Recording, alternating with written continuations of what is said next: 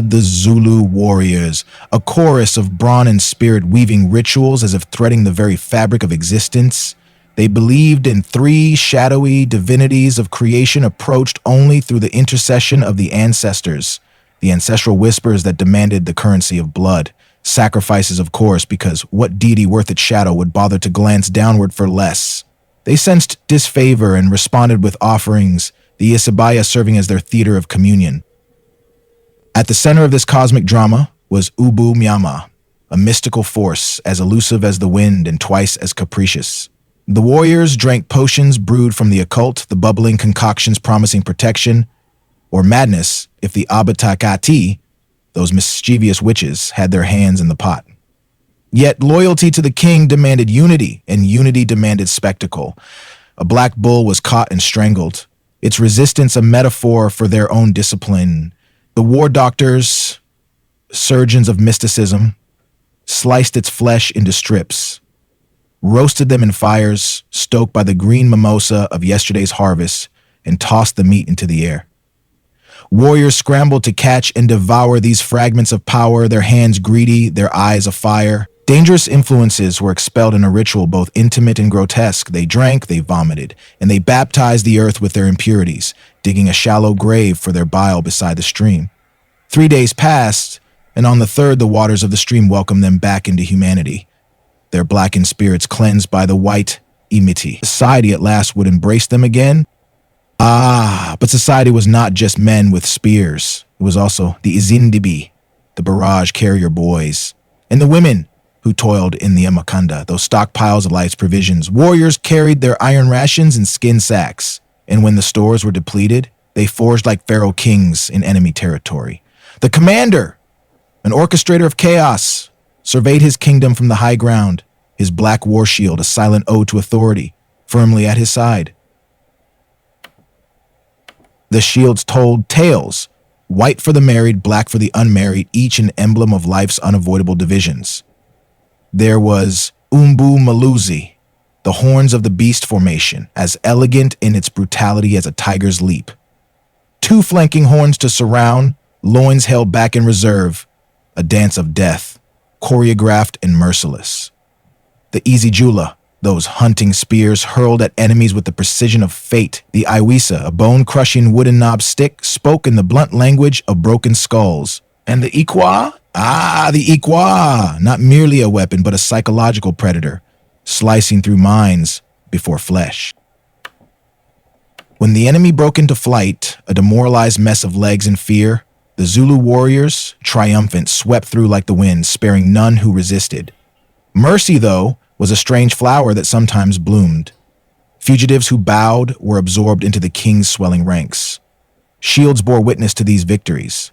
Dingane's, a white canvas marked with a central black oval patch, and Shaka Zulu's occasional white shield, each a silent monument to power.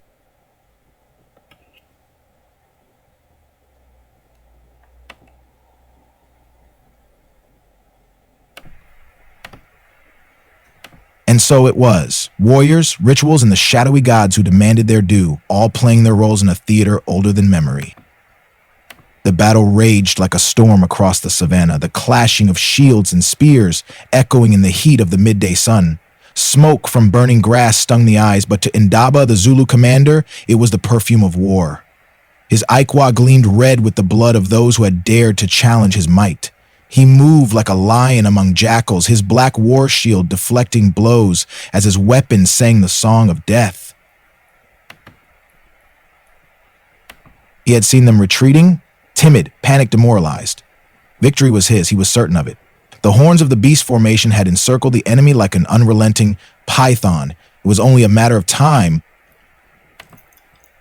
But then a figure emerged on the horizon. A rival commander clad in foreign armor, flanked by a disciplined formation. A warning cry rose among his warriors, but Indaba silenced them with a wave of his hand. He laughed, loud and sharp, as though mocking the very gods. "Let them come," he bellowed, his voice carrying over the battlefield.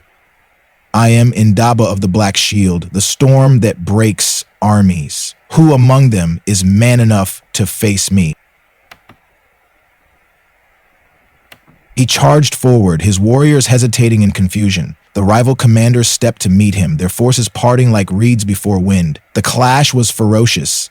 Indaba's spear thrust forward, his movements a blur of muscle and precision, but the enemy parried with practiced ease. Blow after blow, the two warriors danced in deadly rhythm. But then, the fatal moment arrived. Indaba feinted high, a move that had bested countless foes, but his opponent anticipated it. A blinding counterstrike drove the Iqua from his hand, and a shield slammed into his chest, sending him sprawling to the dirt.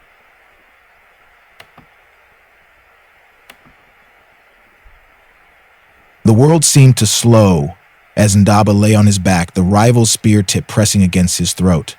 Around him, his warriors faltered, their unity shattered by the sight of their fallen leader. Oh, this is what defeat tastes like, he thought, a bitter whimsy rising within him as he stared at the sky. The clouds drifted lazily, indifferent to the chaos below. How poetic. The man who boasted of his might is undone by his pride.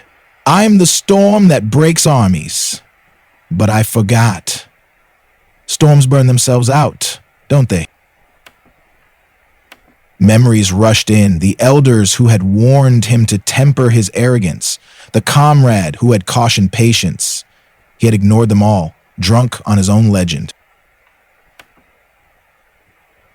It wasn't the enemy who defeated me, he realized, a rueful smile curling his lips. It was Indaba. Indaba the fool.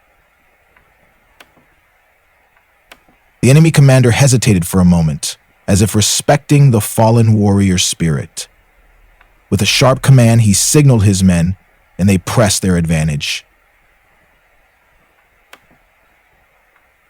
As Nadaba's vision began to blur, his last thought was a whisper to his ancestors. Remember me, Amadalozi, not for this defeat, but for the storms I once unleashed.